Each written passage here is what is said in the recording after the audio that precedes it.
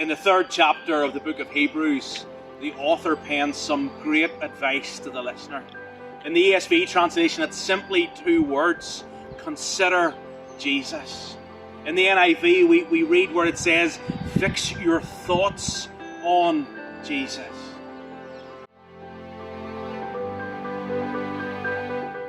And the author is speaking to a group of people who have come to know Jesus.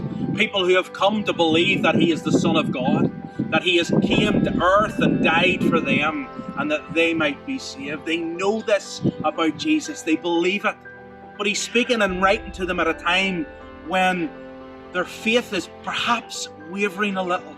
They're not without their doubts or their concerns or their worries. In fact, they're under pressure perhaps to go back to their old lifestyles, to go back to the way things were before they knew Jesus. In the midst of all of that, confusion and suffering and temptation and doubt even perhaps, the author's advice to these people, he encourages them and he implores them to focus on Jesus.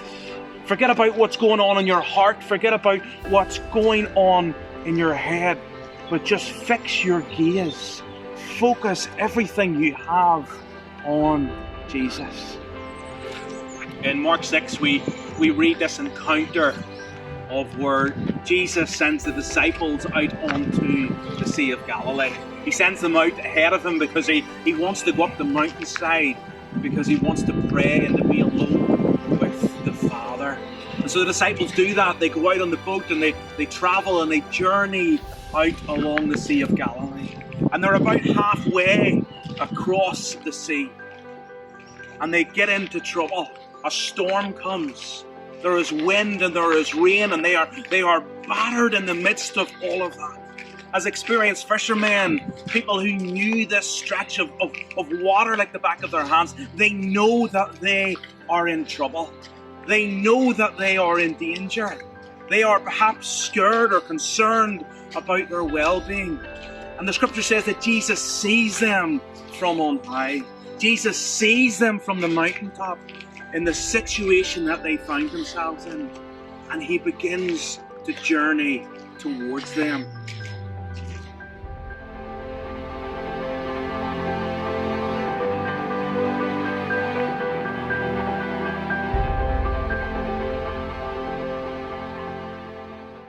We can't know for certain what was going through the thoughts and the minds of the disciples in that moment as they encountered the storm and everything around them.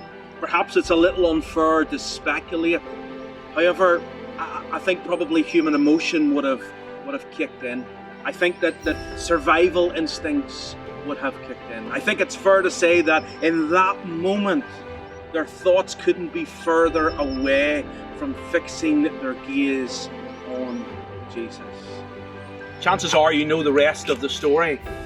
Jesus walks on water towards them, towards the boat, in the midst of the storm and the crashing of the waves and the wind and the rain. And he reassures them. He says, "Take courage. It is I. Do not be afraid." Peter being Peter, Peter says, "Lord, if it's truly you, call me to come and be with you, and I'll come and I'll walk with you on the water."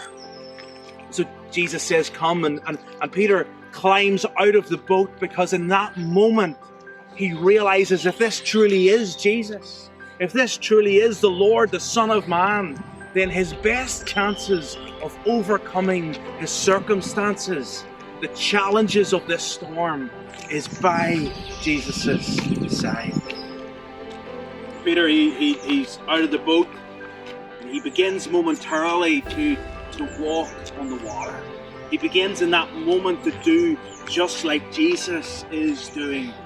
He begins to journey towards him, but then he begins to sink. He begins to be overcome by the circumstances surrounding him. It's not that Peter didn't understand who Jesus was. It's not that he didn't believe in Jesus or the power that he had. It's not that he didn't believe that he was the Lord, capable of all things, of impossible things. But rather, Peter allowed himself in that moment to be distracted. Peter allowed himself to remove his focus and his gaze from Jesus. He tried to do two things at once. He tried to focus on Jesus as he was walking on water and the circumstances of the wind and the waves and the storm around him. He lost his gaze and his focus on Jesus Christ. And so he begins to sink. And he cries out, "Lord, would you save me? Would you help me?" And Jesus physically reaches down to him in the depths of the water, pulls him up out, and ushers him back to the boat. I don't know who you are. I don't even know where you're geographically watching this. I don't know whether you consider yourself to be a Christian, an agnostic, an atheist, or somewhere in between all of that. But I do know that life will not always go the way that we want it to. There will always be storms. There will always be things that are designed or seem to just take our gaze away from Jesus. Do you know, I think we would do well to heed the advice of the author of Hebrews, to focus our thoughts on Jesus. You know, just as Jesus saw the disciples in the midst of their trouble from the mountaintop, he sees you today where you are. Whether that's a good place or a bad place or an in-between place, Jesus sees you and he knows you. Just as he journeyed towards the disciples in their trouble by walking along the water, he has journeyed towards you. He came to earth and died on the cross of Calvary that we might be set free from sin. He's journeyed towards us and just asked that we accept that invitation. We accept that help. Just as Peter cried out, "Lord, help me, Lord, save me." He wants you to come to a place today that you will do exactly the same. Lord, help me. Lord, save me. So whatever you do today, the one thing that I would ask that you do is consider Jesus.